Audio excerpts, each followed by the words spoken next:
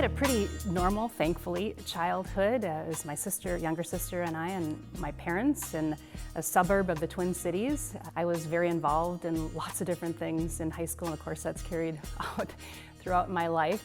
Growing up, I always wanted to be Julie McCoy on the Love Boat, but never really wanted to go on a cruise. Then the practical side of me won out. I thought I should go into something in business, didn't know what that meant. One day my dad came home from work and was talking about the corporate lawyer, at the place where he worked, who was a woman. And it just sparked something in me. It's like, I want to go into business. This woman, found a great way to be involved in a business.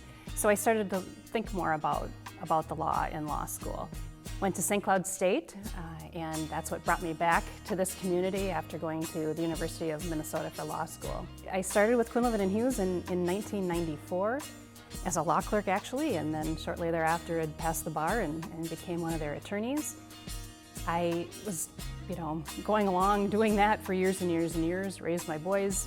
After 19 years, I finally took a step back and said, okay, Melinda, if you're going to try something else, now's the time to do it. One day I get an email from Steve Jewell. I had been serving on a nonprofit board called the Center for Nonprofit Excellence and Social Innovation with Steve Jewell, and he was pushing an advertisement out because they were hiring Barb Carlson's replacement and she was retiring. And so I thought, well, let's go do this. And it was a really exciting time for the Community Foundation. That's when they transitioned to community giving and started to, expand their footprint of philanthropy throughout the region. And it was wonderful. I so enjoyed working with all of the volunteers, from the professional advisors to the Women's Fund. It was awesome, rejuvenating. But I also felt something was missing. I missed the law. And frankly, I missed my family at Quinlivan & Hughes. And so one thing led to another, and they said, come back. So I went back and quickly got on the board at Quinlivan & Hughes, and now I'm the CEO. Central Minnesota Community Foundation is an inspiration for giving. It's a vehicle for giving.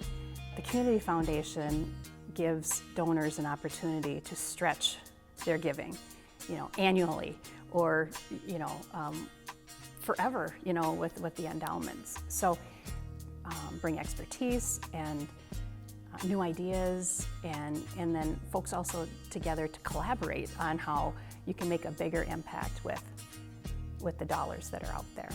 It helps my estate planning practice. It helps all of the professional advisors' estate planning practice because it gives you an easy handoff to, okay, we get the paperwork together. Now, all we need is a simple provision in your will or your trust that says, and the residue goes to my fund at the Community Foundation.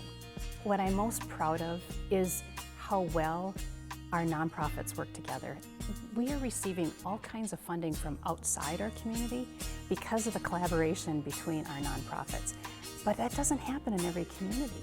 That's why we're getting the attention and getting some of these dollars from national foundations and government entities that are supporting our community, because the Boys and Girls Club and United Way and the Big Brothers Big Sisters, all these organizations are working together to make this community a better place.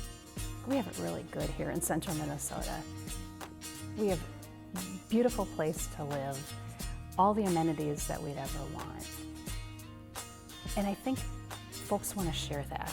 And so I have seen that generosity over and over and over again.